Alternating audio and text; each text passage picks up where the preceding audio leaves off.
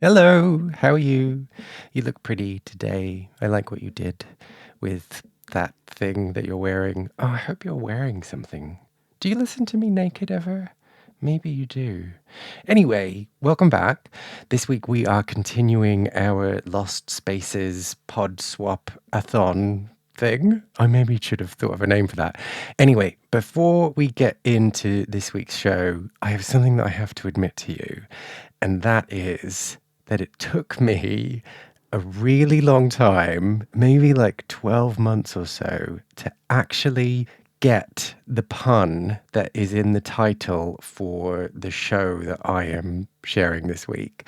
And I think it's just because I'm one of those people that has to say something out loud in order to get it. And I just read it everywhere. And so it was just like, yeah, just accepted it. And then one day I said it out loud and was like, oh, I'm an idiot. I am a total idiot. So, what is the show I'm talking about? You might be asking yourself. Well, it is Dennis Anyone, which is hosted by the ever-charming Dennis Hensley. And if you've been with Lost Spaces for a while, if you've been listening to the show for a number of years, you might remember Dennis from a couple of years ago. All the years are blending into one, so it's either 2022 or 2023, when he came on the show to talk about a gay cowboy bar. What is not to love?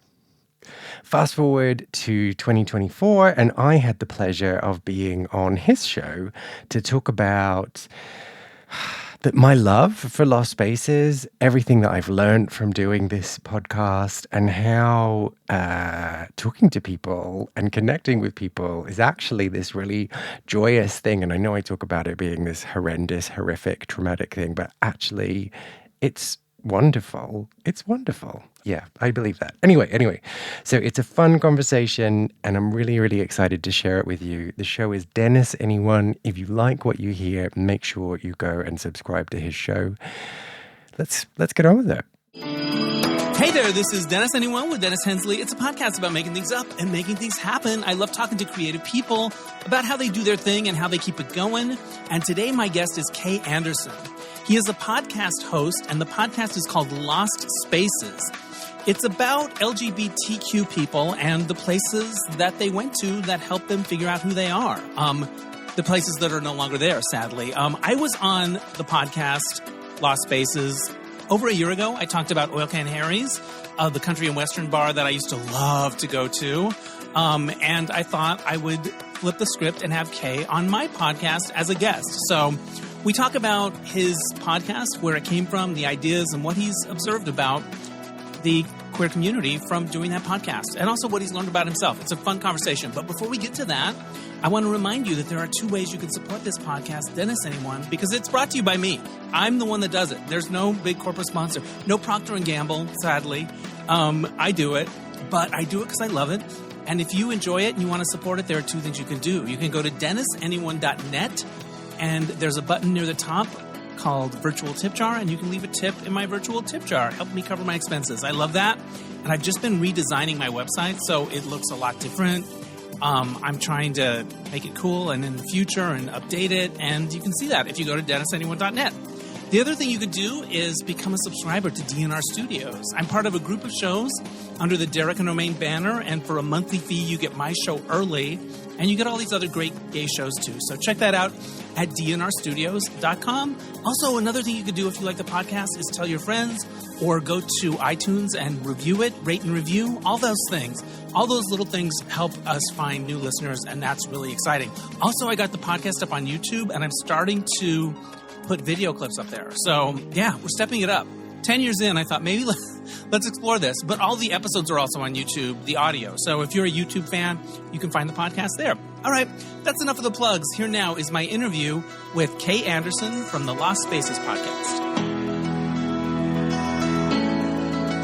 Joining me now from London, England, it's Kay Anderson, the host of the Lost Spaces podcast. Welcome.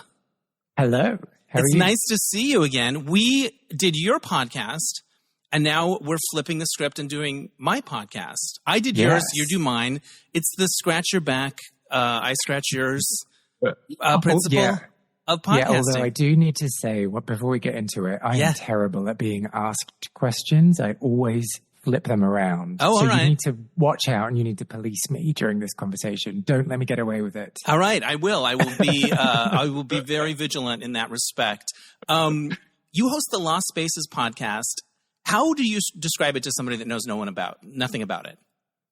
Well, so I'm going to. I'm always like worried about sounding too rehearsed when I say the elevator pitch, but I'm just going to leave. That's why elevator pitches they're meant to sound rehearsed. That's the point. Well, are they? Are Yeah. they? I thought you were just supposed to be like, oh yeah, and here's It's just the like thing, it and comes it's right off the rolling top of your my head. tongue. Yeah. Yeah. Well, okay, so Lost Spaces is a show that on its surface is about lost queer spaces and their importance to the queer community. But really, when you scratch under the surface, the show is about people and their experiences and their coming out journey and their going out journey and their figuring themselves out on a dance floor journey. I love that. I went back and listened to a few recent episodes, Abdi Nazemian, who's been on my podcast, and I thought the same thing that you just said, which is, it's supposedly about this place, this building, but it's about so much more than that. Lane, the auctionista, was another one that had an amazing journey that was really more about identity. The place is the way in. Were you surprised that the show took on that dimension when you started doing it, when you realized, this is about so much more than I thought it was? Or did you always know it was a window into more personal stories? Yeah, I think so. I had always envisioned that the show would be that way and that it would be about people's experiences and what's going on for them and what's like happening underneath the surface. I think I maybe wasn't very good at explaining it in the beginning. And so people would come on and be like, well, when you walked in, the room was like a big rectangle. Right. And it would have this picture on the wall. Right. And I'd be like, oh, yeah, whatever. But what about you? Like, what happened to you when you were there? Right. And so now I think like I'm a bit better at talking about it and I'm a bit better at articulating its value. But I still do get people who tell me about the shape of the room. Right. Which is, kind of interesting sometimes. One of the things that I find interesting about gay bars is so many of them look exactly the same, no matter where you are in the world. There's like the black walls or the metallic, the industrial, you know what I mean? Like, would it kill anybody to do a nice mahogany table or whatever? Well, not with those gays around. You don't want to run the risk. You don't want to run the risk of anything nice. The other thing I love about some gay bars, which is actually kind of sad, but you may have insights on this. There were so many that were back in the day that were named something that connoted secrecy or shame, like incognito, alibis, like secrets, like, right? And there's something kind of charming about it and then also kind of sad. But yeah, have you noticed that there are a lot of bars that had that kind of, like where it's a spy operation practically? Yeah. And I mean, like taking that a little step further, talking about bars with people where there was blacked out windows or you had to knock to get let in, like all of that is fascinating to me. But yeah, symbolizing a very sad past that we had. Right. But also one that's kind of exciting, like, I think that's the door with the red light over it. I'm supposed to knock 3 times? Like, there's a bit of that kind of excitement to it as well. It's so weird. Have you ever had to do that? No, but I do remember, like, early on, places that might have been hard to find, or like if you're visiting other cities and you read about this place and you show up and you're like, it's just a door. I guess I'll try to open it. Like I've had experiences like that before. I had one time in Lisbon, I went there on holiday and the only way you could get into the gay bar was knock. And I think the first night when I went, I just chickened out. I was just like, I can't do this. I just can't do this. This is too terrifying. And then it took me like a whole extra day to build up the strength and the courage to knock on the door and have someone evaluate my gayness and whether or not I could be allowed in. Did you get in? Well, I mean, yeah, look at me. So what was it like when you were inside?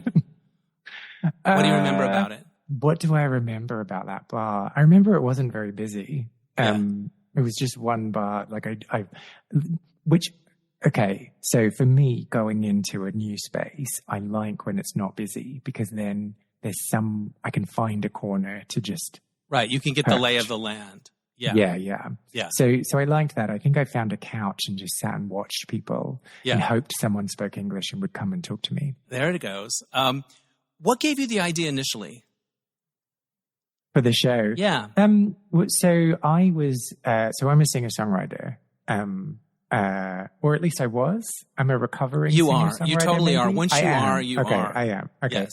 And so I started the project as a way of collecting stories because I wanted to do a concept album about the importance of spaces and the experiences that happen in those spaces that don't happen in non-queer spaces. Right. So that identity, that meeting people, that thrill of finding others who you think might be just like you. Like the small town boy Bronski Beat feeling that we get when we hear that song.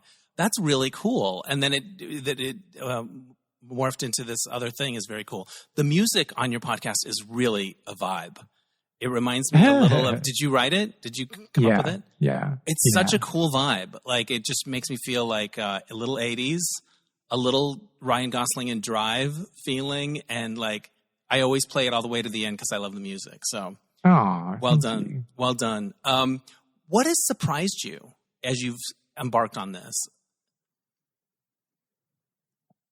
I think the biggest thing for me is how open people can be. I mean, not everyone, obviously, but sometimes I get to the end of a conversation and I'm like, wow, that person just shared a lot of themselves. Yeah. I remember our conversation, I talked a lot about sexuality and like being, feeling shy around it. And yeah, like I was like, oh, well I thought we were just going to talk about Oil Can Harry's, two-stepping and stuff. But it goes to different places because I think these journeys are very personal. It's a very important time in queer people's lives when they start discovering themselves and going out into the world. You're surprised about how personal things get. Have you ever cried? Yeah, and I think that's one of the good things about the concept is that the jumping off point is different to how a regular podcast interview would be. And so people are kind of, I was going to say wrong-footed, but that makes it sound like I've tricked them into it. That's not what I mean. I just mean people are kind of approaching things that they thought they knew from a different perspective. Yeah. And so it kind of, these different stories unfold, or the same story unfolds in a way that's different to how it would usually be told. And I think that's it's so beautiful about it. And that's what kind of allows people to be so generous with their story. I love that. Have your guests ever cried on your podcast, or have you? I'm only asking that because I seem to be crying all the time on my podcast lately. I don't know. It's a time. Yeah, it's a time in my life. I don't know. But I mean, that's wonderful. My listeners are like, okay. No, it is. There's something real. Okay. There's something beautiful about it. But yeah, my emotions are right on the thing. I'm not sure why, but people have gotten emotional on your podcast. Yes. Yeah, quite often. There's one that sticks in my mind that I didn't realize the guest was crying. So I just kept asking questions. And then when I was watching the video back, I was like, oh no, she's crying. Wow. Look what you made me do. Yeah, it's that. Yeah. Interesting. You mentioned Lisbon. I did a fair bit of traveling when I was younger, working on cruise ships and stuff. There's something really exciting about going to a place in another city. Yeah. I remember one place in Argentina that was like this giant old church that had become this gay dance club, and just the architecture and the feeling. I remember a night in Rome that was magic. Can you think of places you've been in other countries that are really memorable? Ooh. Okay, so the first one that's come to mind wasn't a particularly memorable night. It was, but I'm going to tell it anyway because I love it. That came to mind. So I think this was the first time I ever went to New York, and I had made friends with this guy online, and he was like, "Hey, like, just come and stay with me, and like, you can hang out in my house, and everything will be great." And like, it wasn't a sexual thing. It wasn't a flirting thing. I think like he had a boyfriend at the time. And I think he had a boyfriend like when we started talking online. And I got there and we had met before because he had been in London a few months before that. And so we'd met, we'd hung out. But I got there and like something was like totally not right. Right. And like either I was like too reserved and shy, or he was just, maybe he had like just started dating this boyfriend. And so like that was new. And you know how sometimes when you start dating someone, I mean, if you're a particular age, maybe when you start dating someone, you kind of like reject a lot of other people because you're kind of world building with this one person. Right. Anyway, I'm like over explaining. I don't know what was going on. Something happened. It was horrible. We didn't get along, and he kind of didn't kick me out, which he probably should have done, and that would have been like nicer to me in the long term, but like let me stay, but then just ignored me. And so I was having this horrible time. The worst. It was such a leap of faith, and it just didn't go well. It was just horrible. And like, because he had flatmates. I just remember this, like one of his flatmates, I was just like hanging out in the living room, and she was hanging out there as well. And we were talking, and she was like, "Oh, are you going to his party on Saturday?" And I was like, I haven't been told about this party. Like just horrible, horrible stuff where you just feel like, oh my God, I'm on the other side of the world and I'm so isolated and alone. Anyway, I went to this one bar where it was, I have a feeling it was like a bar slash coffee shop cupcake sales place. Oh, I have cupcakes in my brain. Yes. And in the basement, it was like a queer dance party, but they had live music. And so that's why I wanted to go. And I thought it was going to be really exciting. But then it was full of New York hipsters and I didn't like anyone. But I remember this one incident where I was like sitting upstairs and this guy was about to go down the stairs, but like slipped and fell and tumbled all the way down the stairs. Oh my gosh. And so everyone was like, fuck, what's going on? And then they like, picked him up. He climbed up the stairs because there was like seating and it was where people were chilling out, was upstairs. And so he sat on my table with me.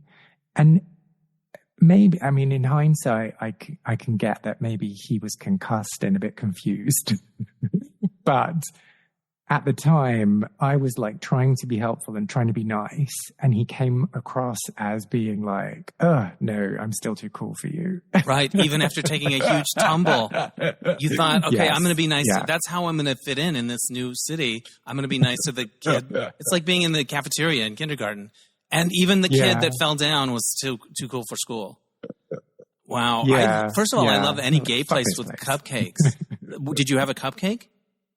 I don't remember. I don't know Yeah. why the cupcakes stick out in my brain. Maybe the night was called Cupcakes and what's an alliterative word? Cupcakes and Cock? cool? Yeah. Cock, Yeah. maybe? I love it. How long ago would this have been? Oh, this was like 2008. So it was like a fresh-faced youngin'. Yeah. I also love the art for your podcast, the illustration. I like agonize over these things. I hate picking fonts. I hate making these decisions, like colors, anything. It just like, ugh. But I found this artist who was doing these cool pictures of like shops and like inside of buildings that was like that bisecting, like so you can see inside. Right, the different angles and stuff. Yeah. Yeah. And so I just contacted him and I was lucky enough that he said yes. I feel like you nailed it though. It's good. It's really good. Thank you. The title Lost Spaces, I mean, I think every generation feels like, oh, it was better when we were coming up and all of that. But I think with technology now, I really think that there is something that's being lost and not replaced. Like I think sometimes things get replaced, but I think with technology, there are fewer gay bars in the world right now. Are there? Or are there as many? Yes. Yeah, there are fewer gay bars, but it gets complicated. Right? Yeah, I'm interested in this because maybe from my point of view, it's like, oh, it's all gone to hell, but maybe it's fine. Maybe the kids are all right. I don't know. Yeah. And this is the thing, like I try not to be too overly sentimental in terms of talking about this. And I try not to say like, oh no, everything's terrible. And it was so much better when there were gay bars and we were like segregated and off in our own little corners. And I'm not sure if that is the case. But it's different. Yeah, I can certainly say it's different. There are fewer. Yeah. So there are fewer, but there's this kind of blending of the spaces, right? And there are more queer nights that are held in non-queer spaces. So there is this kind of blurring and this queering of the normative. But yeah, I don't know if that's, it's not better. It's not worse. It's just different. it is different. And there are fewer spaces probably that were, were definitely queer. Yeah. Unless you count online spaces. Yeah. And they are spaces. They are spaces.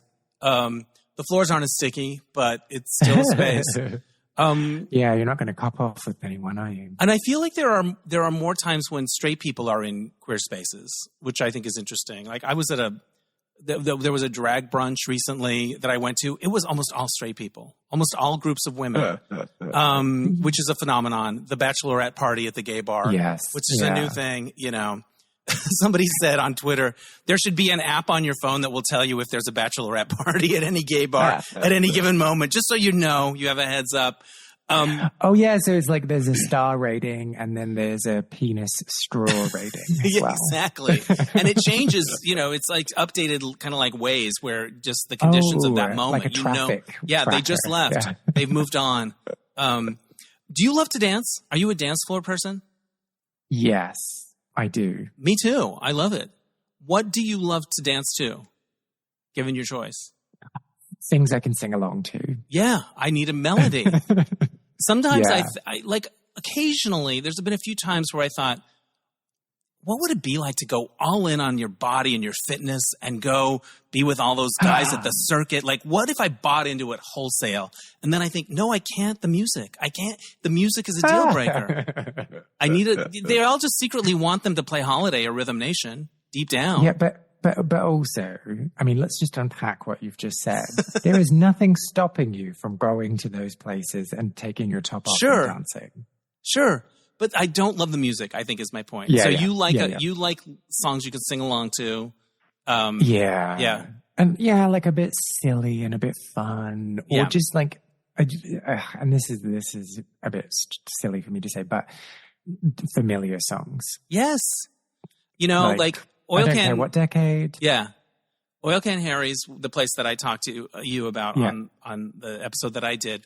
It was country western most of the time, but they had disco nights on Sundays.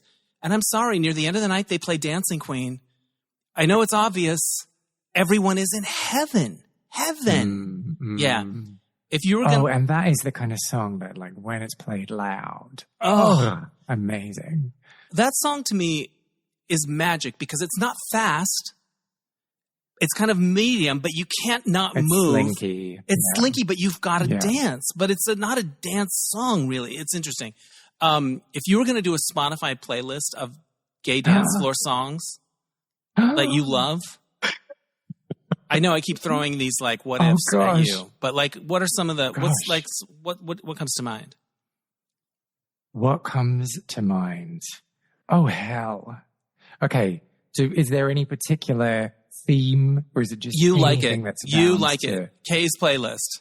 Oh, I like it. Yeah. Oh, it's just for you. It doesn't have to be like, oh, they're all from the 80s or they're all from the 90s or anything. Whatever you want. I know. I would probably do like the Glamorous Life, Sheila E. Oh, really? Yeah. Bee Gees, You Should Be Dancing. Like, they're going to be all over the place. Toxic. You got to have Vogue, I think. You know, yeah. I like the songs that are a bit angry. Oh, I love. Interesting. So, you know how in the early noughties, there was this trend for like R&B female singers to like sing man-bashing songs. There was like No Scrubs. Right. There was like Bugaboo. Right. There was like Don't Think I'm Not. I kind of like those ones. Yeah. Yeah. I like it. All in a Row. Yeah. Oh, yeah. I love it. Yeah. I've never heard the Naughties. That's what they're called. Of course they are. Oh, yeah. No, I don't know. So at the end of your podcast, say, like, for example, mine, I talked about Oil Can Harry's, this country bar in Studio City. And then you say, hey, if you have memories of Oil Can Harry's, share them with us or whatever. What space did the most people respond to? What space were people like, oh, yes, that place? So there's one that sticks in mind. There's a conversation that I had recently with another podcaster called Amethysta Herrick.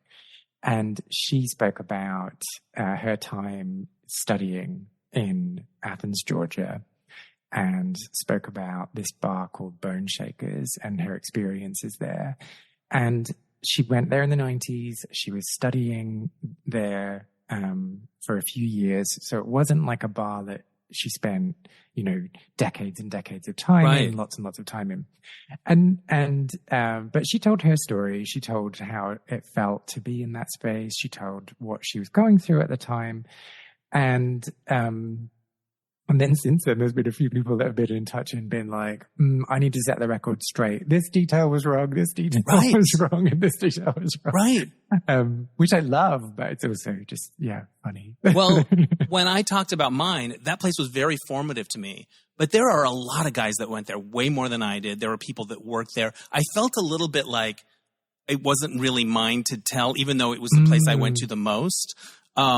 So I was like, but why did you think that? Well, just because I just thought, I just didn't, I feel like there were people that lived it more than I did. Even though I went a lot, I just felt like there would be somebody there that was like, somebody listening would be like, well, I went more than him. I worked there. I know that's, what I mean? Like I felt like I didn't, but that's the assignment, is to talk about a space. So I didn't lose sleep over it, but I'm not surprised you get emails like that, because I think people do feel a sense of connection. Like it's personal, right? That says to them it's personal. Yeah. And like sometimes when I'm talking to people who are going to be guests, they worry that, they didn't own the space. Or right. They didn't work there. Yeah. I didn't go there what enough. What legitimacy do they have? Yeah. But I think that's kind of the beauty of the show, is that everyone's experiences are different. And even if the story I've just told you, I went there one time. Right. And it didn't change my life. It might have changed that guy's life if he didn't go to the hospital and get his concussion dealt with. But it was a moment, and from that I can tell you what was going on in my life, and what I was thinking about myself, what I was thinking about my identity. And that's what the show's about. It's not about who has the right to talk about a space and who doesn't. Yeah. Do any particularly sexy spaces come to mind? Have people talked about bathhouses and sex clubs? Have there been really sexy stories where you're like, wow, good for you? I mean, yes. I think maybe. Okay, so first part of your question, yes, talked about sex clubs, talked about cruising spots, talked about. I'm not sure if we have talked about any saunas in particular. No, we have. Yes, we have. Getting on. There's 250 episodes almost now. Good for you. But I think I kind of just don't make it sexy because of the way I ask questions. Right. So there are places that sex happens, but the episodes themselves aren't very sexy. Right. You don't provide a bump, like music. Are there any places you've heard about where you're like, man, I would have loved to go? That sounds amazing. Were there ones that made you a little wistful? That sounds really cool. I would have loved that place. I think the places that excite me the most are those kind of super clubs that happened in the beginning of the 90s, before real estate got super greedy and the over-gentrification of big cities. Right. Where people just took over a warehouse and threw some glitter on it and then went for it. I've been to a few big clubs. Right. But didn't I didn't experience those kind of super clubs.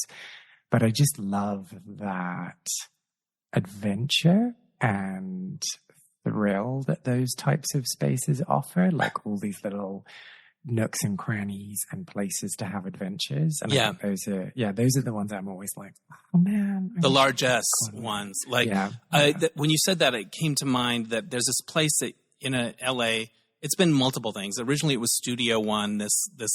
Maybe somebody's talked about that on your show. There's a documentary about it, but it's giant. And you would go and there would be 80s would be in one room, and then you'd go to this room and it would have this, and then this room was a little smaller and intimate. It was like an amusement park, you know? Yeah. And it was large. When you talked about the real estate prices, like I guess in my head it was like technology that was causing all of the lack of spaces but it's also people can't afford to do it anymore, right? Is that a part of what's facing, you know, these spaces in terms of survival? Yeah, and I think you need to. I mean, so what I'm about to say isn't true of every queer space and every business owner, but you need to look at gay bars as like this. Yes, a commercial thing, but also a community project, and that's how they kind of differ from other bars in that they're there to serve the community and be a space where like queer people can come together. And so the decisions that are made by the business owners aren't always about the bottom line and aren't always about like maximizing profit. They might say, actually, your bachelorette party can't come in here because I need to keep this space safe. And so they're putting their patrons above their like profit. It's personal for them. It's not just a money-making proposition. Yeah. Yeah. And so, like, as rents increase and as things get more expensive to run, they have to either be comfortable with some of those compromises that affect the soul of their business, right? Or they have to say, actually, I'm not going to do this because I can't make this viable given my principles and what I've set out to do. And so, yeah, I think it's kind of different. It's not like when you just run a bar and you're just like, anyone can come in. Right. And it's not, and like the flip of that is that not everyone will just be like, yeah, I want to come in. Because some people will be like, oh, I don't feel comfortable going into a gay bar. Right. Either because I'm secretly homophobic or because I don't want to like disrupt the sanctity of the space. And so, yeah, it kind of, there's like some fuzziness there, and there are some things that limit the amount of profit that you can make from that business type, which makes it kind of less viable. Yeah. Something that I kind of follow in terms of my reading and consuming news is sort of measures of happiness in terms of contemporary life. And they're talking about the absence of third spaces. Like we used to have more third spaces. On Wednesdays, you would have a bowling league, or you would go to, even if you went to church, those third spaces that aren't work, that aren't home, but that give you connection to people. And I think of gay bars as a third space. Like when I went to Oil Can Harry's, it was Tuesday, Thursdays, sometimes Saturdays. Like it was a third space, and I would see the same people, and then we would go to do Pars for Pancakes or whatever it was. And it was something like, if it was that thing in your life that was like not work and it wasn't home, but it was that other thing. And I think the lack of those is having an effect on culture generally. Well, and it's fascinating to see where we're going to end up in like 10 years because on top of that, people had a workspace and the third space. Right. And now so many people don't have that workspace.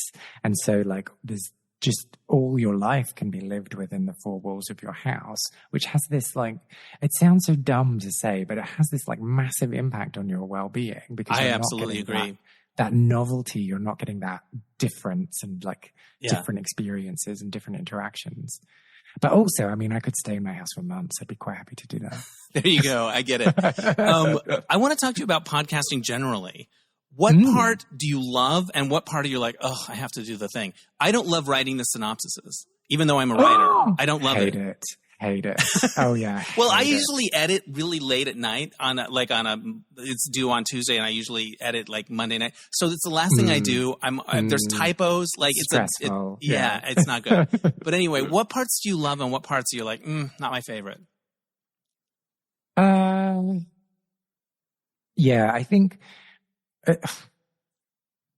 okay, so before I say this, I'm going to get into moaning mode. I want to say that it's such a delight to run a podcast, and I'm so privileged that people open up and talk to me about their stories. Yeah, I feel the same way. And like, I love it. That's why I still do it. Right. But it's a lot of work. Right. I think like the editing of a conversation is a lot of work. Yeah. And you don't you just, it's so exhausting. But yeah, all of that, like writing, like summarizing what the conversation is about and trying to like come up with these zippy lines about like, oh yeah, this is what happened. This is everything. Yeah. That I find difficult. And unfortunately, I think maybe we're similar, that I'm a bit pressure prompted. So that's always like, oh shit, it's got to go out tomorrow. Okay, I'm going to do this, blah, blah, blah. And then it just feels belabored, but I still get it done. So I You guess, still get it done. And then you look back and you're like, wow, I did all of that. Like I recently celebrated my 10th year hosting Dennis Anyone. Yes. And I was, how the hell? How? That's just incredible. There were periods where I wouldn't put one out every week. At the beginning, I was, I wasn't on as much of a schedule as I am on now. Mm-hmm. I think, but it gave me something that when I look back, it didn't feel like work. It felt like some work, but it didn't feel like 10 years of that kind of work. Like I just find it really meaningful. I really enjoy it. And even like today I woke up and I was like looking at my day and then I was like, oh fuck, I forgot I have to edit this whole podcast. And I was like, I thought I had more of a window of time, but once I start doing it and I start reliving the conversation, I find it really engaging. I enjoy it. But it is a lot of work. When you hear podcasts where they're like listing the credits and it's like 40 people, are you just like, those fuckers? You lame word. Yeah. What's something that's come out of it for you that you see as a benefit that may have surprised you? So I hate using the word journey because I think it's a bit like nerf. Right. But I've been on such a journey with this. I'm kind of one of those people that even though things might terrify me and just like cripple me with fear, I'll push through it. That's cool. And when I started doing the show, I was just like so terrified of talking to people and so terrified of like interjecting and saying, oh, but like, what the hell are you talking about? Like, What do you mean?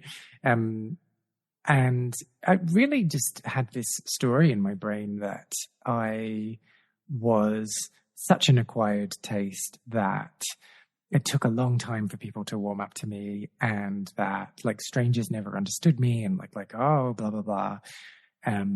I just should just stay at home and not make friends and just not try. And even people that fell downstairs are very nice. Yeah. I mean, like, see, this was the evidence I had. He'd fallen downstairs. He needed helping, and he didn't want my help. And he still gave you an attitude. And so like, yeah, doing the show and like having these conversations and just like flinging myself into these situations where I'm sat down with a stranger and I'm like, so what did it feel like to come out to your parents? Right. What does that mean? Like, that's really, just really helped my confidence and just really helped me see that, yeah, maybe some people like don't get what the hell I'm talking about and think like, oh my God, this guy's an idiot, but that's okay. Right. Overall, it's been like really connecting. I did different episodes for my 10th anniversary. My friend interviewed me, and he's listened to the podcast for years and had really insightful questions. And after it was over, I was starting to think about why I did it and what was meaningful to me. I interview a lot of gay people, not exclusively, but mostly, and you obviously do as well. Mostly, I do more men than women because they're my people that I know or people that I follow or what blah blah blah. But I feel like I'm honoring my brothers when I think about it in a way, like by telling them, letting them tell their stories or celebrating something they worked really hard on that maybe they'll make a little money on, maybe they won't. Like it feels familial. It feels like family to me. Do you feel something like that? A connection to a community, or like if you were talking about other just bars generally, that would be different, obviously. Yeah. And like, I personally struggle with the word community because I find it so hard to define, and I always need to define things. Right. So I'm not sure if I've ever thought about it through that lens or thought about framing it in that way. I think the thing that I'm the most proudest of with my show is the details. And by that, I mean, like, it's really well documented that the coming out journey is like, can be complex, can be varied, can be really different. Right. But sometimes we miss the nuance. And sometimes we miss the little details of what happens in that and how you respond to things and how you respond to things, chastise yourself, and then course correct.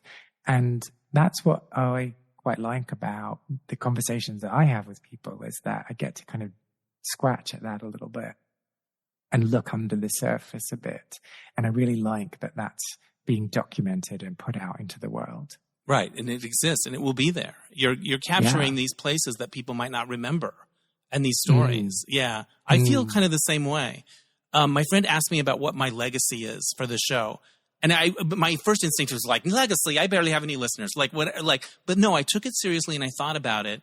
And I was like, I'm capturing a moment in terms of gay creatives. Like, what's this time like for gay creatives? I feel like there's value to that, and that might be interesting to people down the road. Do you ever think about that though? Do you ever? I don't, but because it was 300 years, someone might might dig it up. My podcast. Yeah. Like what? That's so weird. Yeah. So weird to think about. What was your most popular episode? Oh. Or is there one that you heard the most about? All my popular episodes are just random, and I'm not sure why. That's cool. Because sometimes you'll have a guest that has a big following, and that makes a big difference, and the algorithm of it all. Do you get this feeling of like there's always more you could be doing, always more you could know? The day I jump off a mountain and end it all is the day somebody says to me again, well, you should be on TikTok. I'm like, I'm done. I can't do another thing, but I totally should be on TikTok. But do you relate? You should. Maybe I'll get it together. But you know that feeling of like, oh, great, but you should be doing this. Oh, but you need to be doing this. Do you get that feeling sometimes as a podcaster? Yes. Yeah, absolutely. But I think that's not a podcast specific thing. It's life for anyone. Yeah, well, it's partly life, but it's for anyone who's creating and putting something out into the world. Like, there are always more ways to get eyeballs on the thing that you're doing. Right. And like, not to sound all kind of like a work coach or something, but you can only do what you can do. Right. And crucially, I think the thing that's most important with podcasting is playing the long game. Being consistent, sticking with it. Yeah. I like that. I'm kind of doing that. Yeah. Maybe 10 years. Yeah. Did you ever talk about your favorite Lost Spaces on your show? No. Would you? Do you have? If you were the guest, would you have one? Yes. I think it would depend on my mood at that time. Right.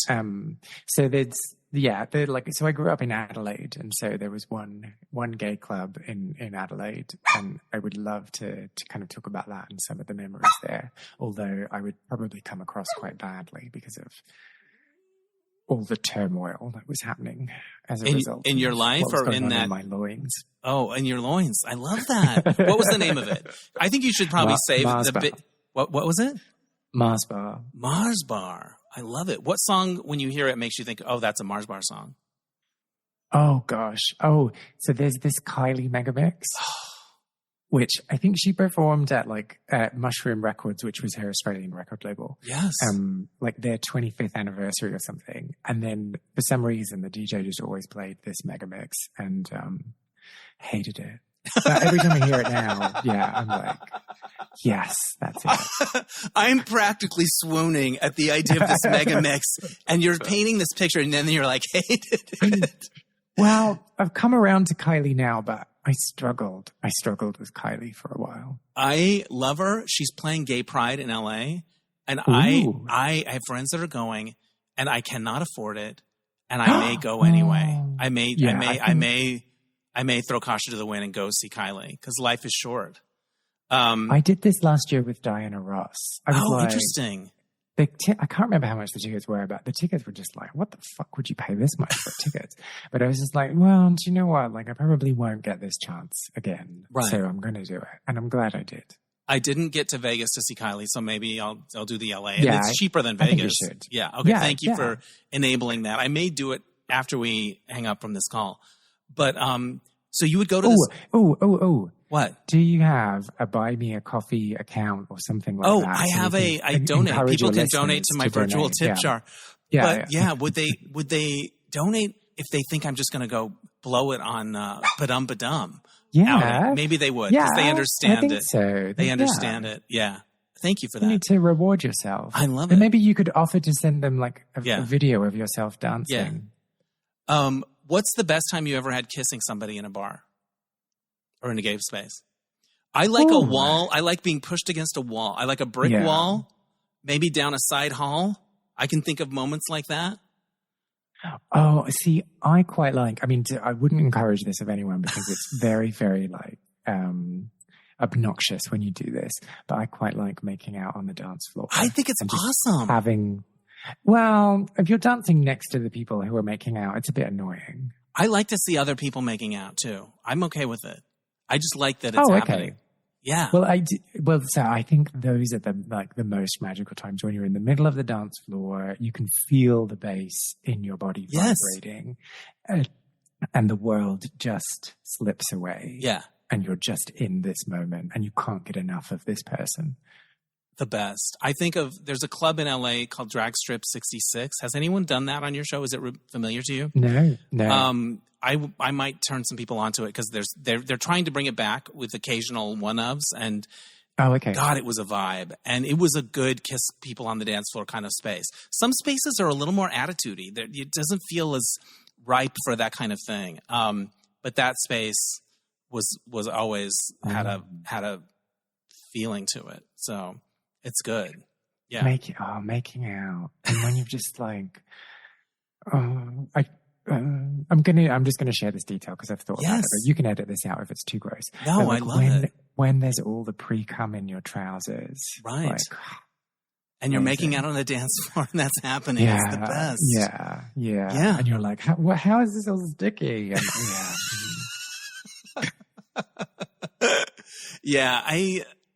but do you do I'm at that age now where a lot of my friends are in couples or like I just don't go out that much. And I'm always like, I want to go out. Like I'm not against it. And I kind of like the idea I love dancing. I'd love to make out on a dance floor, pre-cum possibly. If that happens, it happens. But it's just you're like, you look up and you're like, I never go out anymore. And I didn't want to be that person that never goes out anymore, but I kind of am. Yeah. And I just have not recovered from the pandemic in terms of the patterns of my life. And like part of this, going back to the complaining about podcasting and how difficult it is, part of this is like, well, I need to be home. I need to be editing. I need to be doing this. I need to be doing this. And so I don't have that caution to the wind attitude that I used to have. So I need to get back on that horse, really. Yeah. Do you have favorite places in London? My favorite place closed just recently, the Glory. And the owners have reopened a new space down the road called the Divine, which is so fascinating to me. Yeah. They could have just moved and kept the name and been like, we're still the same business, come along. Right. But they were like, no, the vibe is different. This is a different space. It will be a different thing. Yeah. So there's that. And then I kind of stopped. So have you been to London? Do you know? I have been to London. So I think I've been to Heaven. Have I been there? Okay. I might have been there. You might have been there. GAY at Heaven or? Yeah, maybe. Heaven? I think it was GAY. I feel like that was the place I went. And I wanted to go to, there's the Vauxhall where all the other bars are together. Vauxhall, yeah. Yeah, okay. Yeah. I didn't know how it was pronounced. Yeah, I don't think I made it out there, but I did go to one, like I had to take the tube and went kind of out of the way to some bar.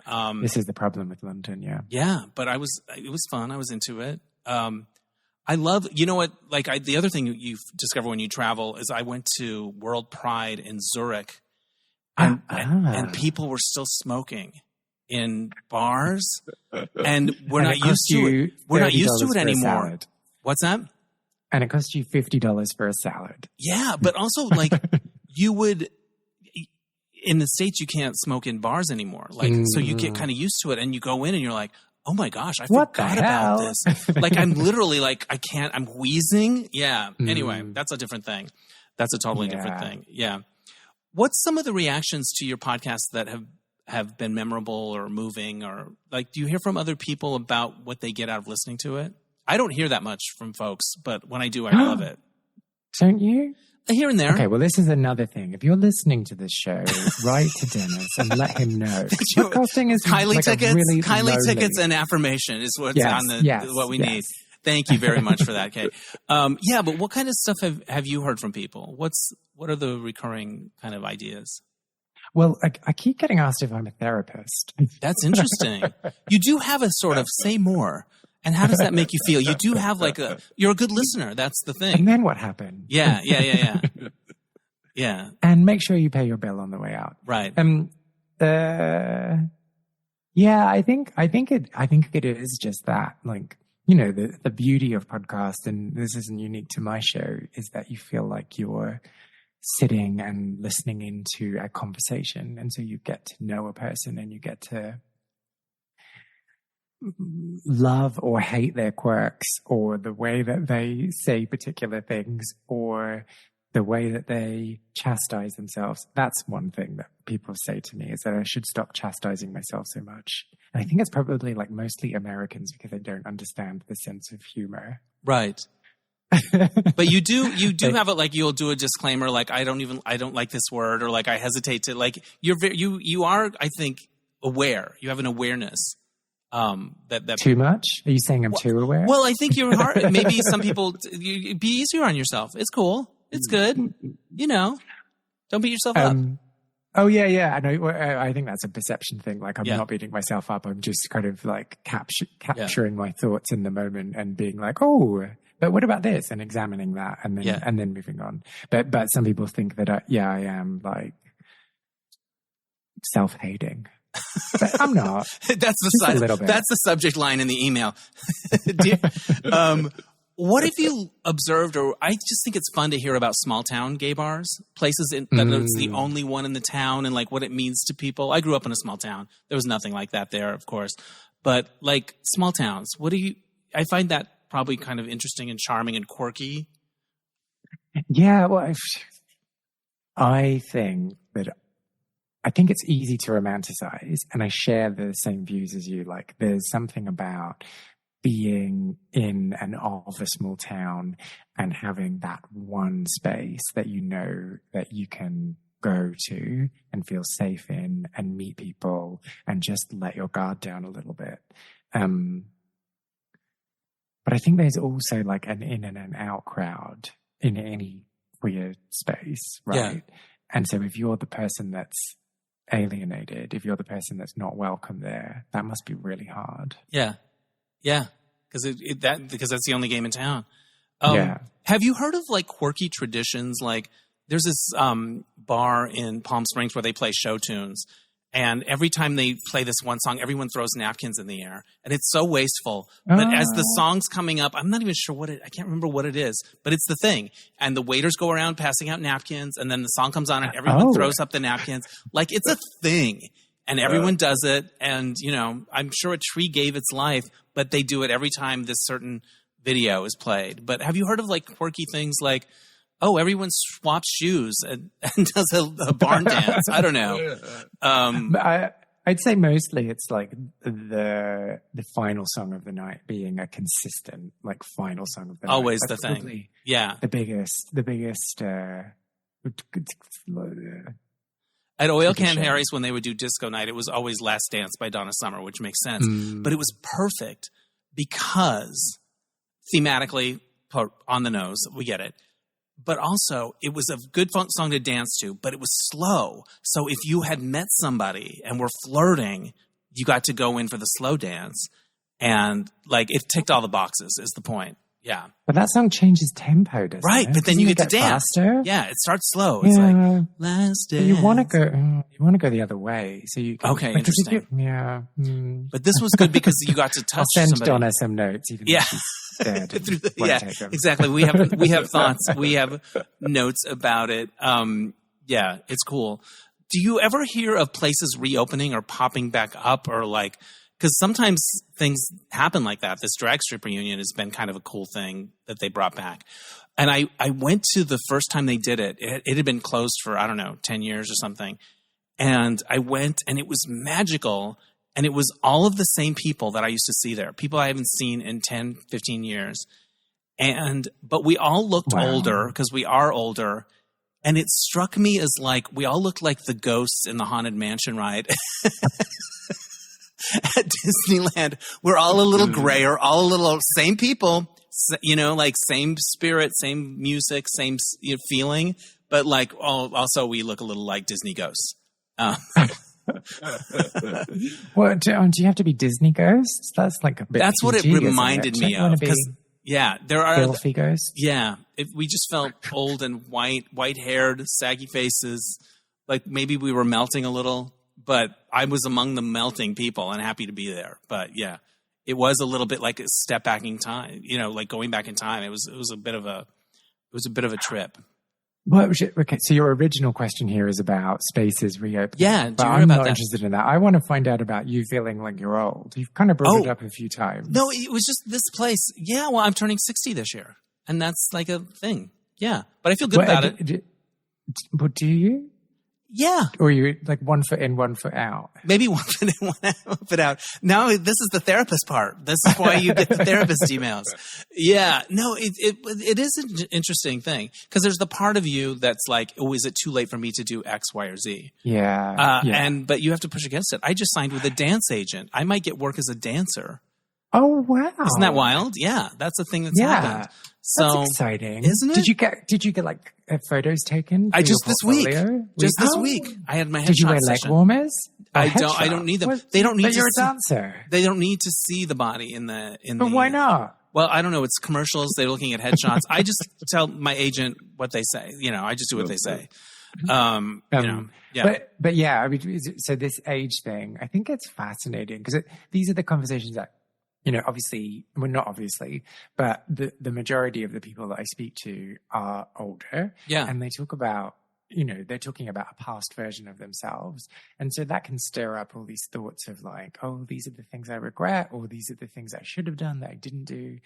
And I find it so fascinating because, you know, when you're 40, let's say, yeah, you could only be halfway through your life.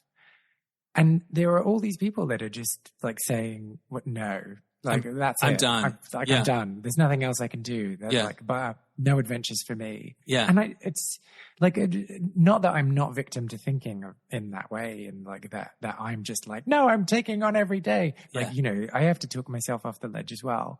But I find it so fascinating that we've all been convinced.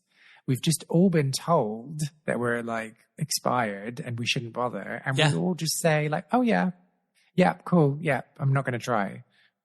Yeah, no. And this dance thing is a real example of like, oh, that doesn't have to be the case. Like it's given me like this little spring in my step. And yeah, but it's easy to kind of look around and go, I guess that's it. Like, you know, or like, I've never met anyone yet. I'm probably not going to meet anyone. Or like, you know, to stay in the game, it takes a certain resolve. And you have to be like, yeah, you know, you have to kind of talk yourself up into sort of buying the Kylie tickets and going to Pride. Because, you know, YOLO. Yeah. But do you think that that's also like, because you live in LA. Yeah. And I live in London. And these are both cities where there is an influx of young people, and then they get to a certain age and they go, oh, right, well, I'm going to go and start a family. Off I go. And then they go and they move somewhere else. So it's maybe a little more obvious that you're getting a bit older. Right. You're staying too long at the fair. Like, yeah. Oh, that's so interesting. In other places, you might not feel this. Right. I've had a number of friends move away, or people start families, or like, you know, or I have people that are retiring, friends that are retiring, like, and I'm like, I'm still hoping something will come. My ship's going to come in. And they're like, I'm piecing out. I got my 401k. I'm good to go. I'll see you. I'm going to be in Palm Springs or whatever it is. Yeah. It's wild that way. I think about this all the time. I had a guest on named Mark S. King, who's an author. He might be great on your podcast. He writes a lot about HIV. And anyway, he's just has a real wit to him. And I saw him speak a few weeks ago, and he goes, life is short and it takes a really long time. And I'm like, yes, that's exactly right. Like in the big picture, yeah, life is short. And then it also takes a really long time as you're living it. I don't know. I feel like that paradox is true. It resonates for me. Oh yeah. Well, and but bringing it back to podcasting, Yeah. that's especially true. Like, it just feels like it takes ages to find an audience. It takes ages to like figure out what it is you're doing. But at the same time, it's just snap of a finger, it's over. How has it affected the way you feel about the other things that you do creatively, the music and stuff like that? Does it have an effect on it? Time-wise, it does. It takes time away from it. Allow me. It takes time away. Does it inform? I think it's made me a more empathetic person. That's beautiful. And it's made me feel a bit more connected to other people, and like thoughts and feelings that I have are. That is why I do mine. Common. Yeah. The connection. Yeah. Yeah. That's beautiful. And practicing conversation. Yeah. It's awesome. So if I don't practice conversation, I forget how to do it. It's something I need to like constantly do. That's funny. Do you have is any of your music out there that people can listen to?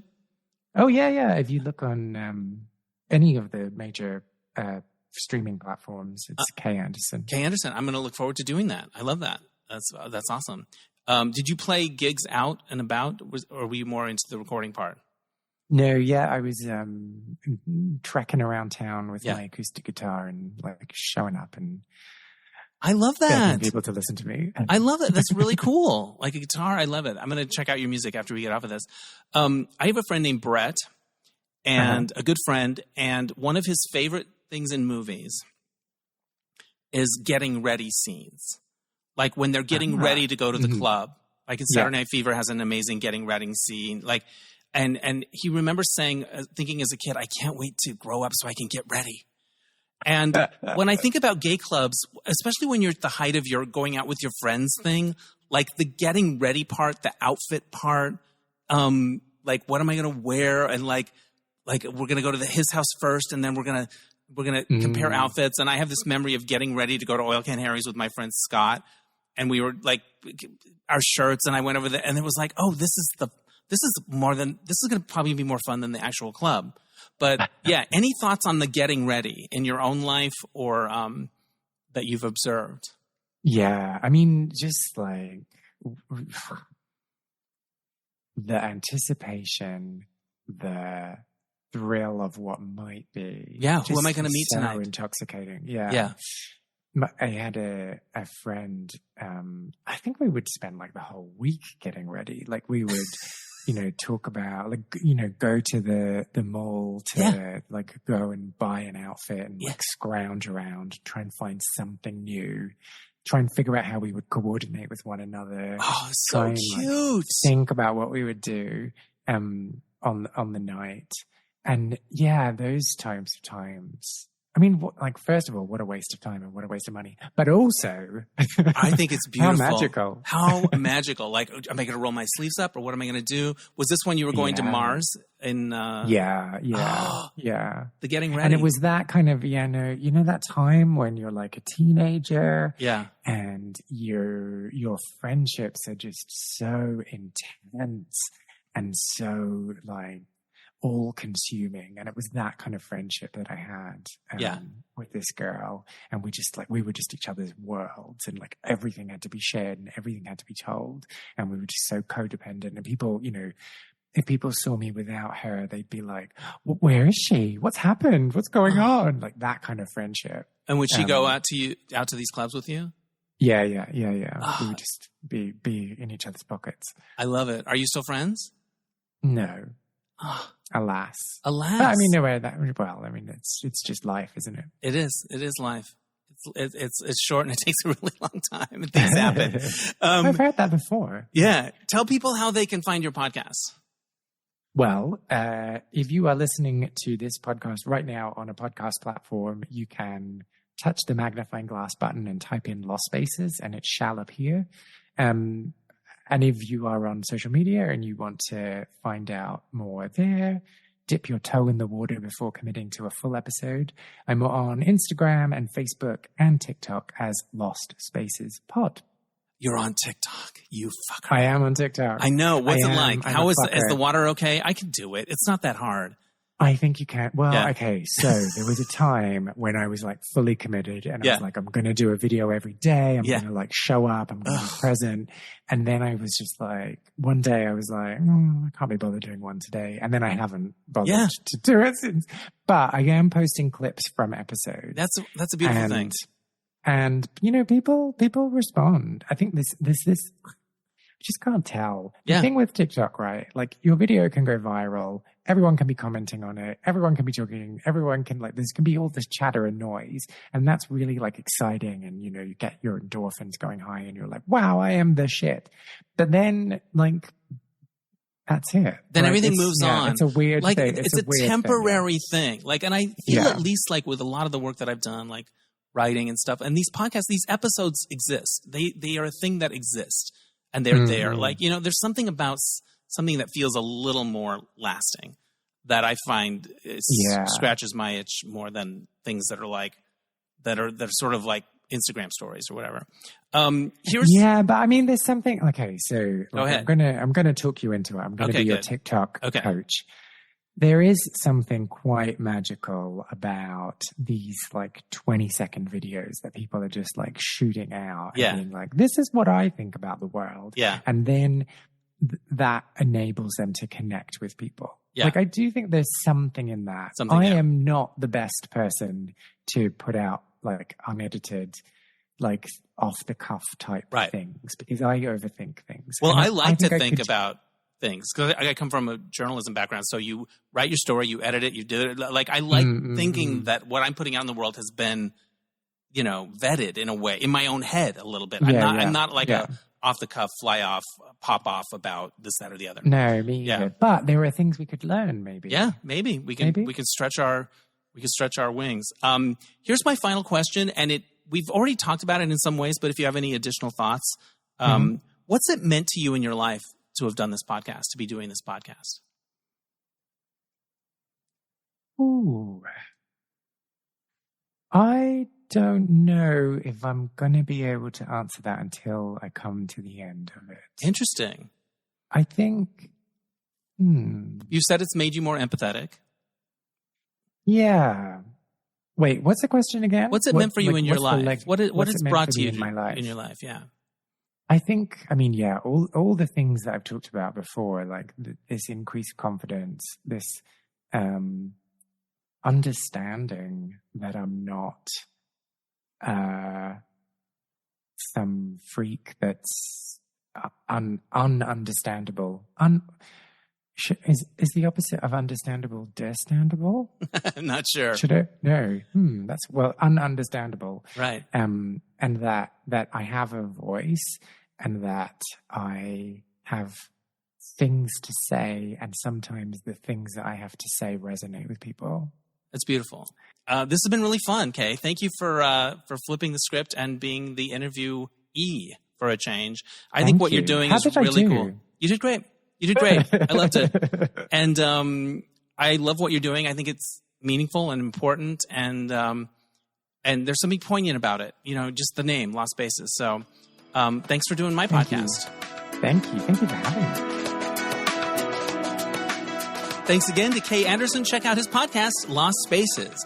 All right, so this happened. As I mentioned in previous episodes, I have signed with a dance agent as a mature dancer to audition for commercials and film and TV and stuff like that where they need older folks who can dance. And so it's very exciting. And I had to get new headshots because I don't have headshots or pictures. So the agent recommended a few different photographers. I started kind of looking at the websites, and I went with a guy named Christopher John. And he's got a place on Wilshire, a studio in Los Angeles. And we made an appointment, and I wanted to do headshots for the dance agent, but also I wanted to do some branding shots for my website, for the podcast, like stuff that's not a traditional headshot, that's got a little bit more of an edge to it for my own personal use. So I booked a session with both of those goals in mind, and it went really well. I really loved working with Chris. He was fun, and boy, does he know the headshot thing. He's like, you're the wacky uncle. All right, now you're a businessman. And at one point, I had on a blazer and a white shirt, and I looked kind of like a detective. And he goes, I want you to turn to the left and kind of put your hand down like you're going to get a gun out of your pocket, even though we can't see it. And so I did it, and sure enough, the pictures came back. I'm like, that's Law and Order. I'm on Law and Order. But it was good. I hadn't had pictures like that taken in a long time, and I was a little nervous. Like I was afraid I was going to look at them and go, "Oh my God, I'm 90." Not that there's anything wrong with being 90, but it went good. Although I did, the agent wanted me to shave in the middle of the session, so I'd have some clean shaven shots. Oh man, I haven't seen myself clean shaven in a while. It's just an expanse of face. It's a lot of face, but I feel good about it, and I think I really prepared.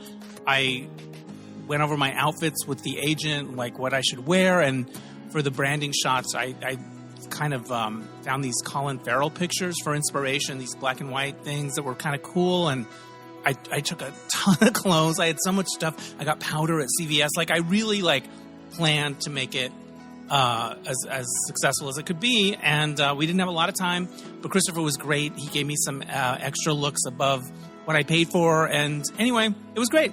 So I have headshots now, and then when it came to the agent picking the ones that would be representing me on the different casting sites for dancing, she picked the ones, and I was like, fine. Like, they weren't my favorites, but if they think that'll book a gig as the grumpy uncle or whatever it is, yay, let's do it. So it's just interesting to be back in this kind of casting world 30 years after I'd let it go in a way. And I'm like, whatever works, I don't care, instead of being like, well, they didn't pick my favorite shot. I think whatever. And so there's that. That's cool. And if you want to see the branding shots we did, I've got some of them up on DennisAnyone.net or DennisHensley.com. They go to the same place. So I'm working on my website, and that's cool too. So anyway, that's what's happening. Thank you for listening this week. Before I let you go, I want to give a shout out to Oscar Rosario for mixing the episodes, and my theme music is by Mark Daniels for placement music. We'll catch you next time on Dennis Anyone. Bye!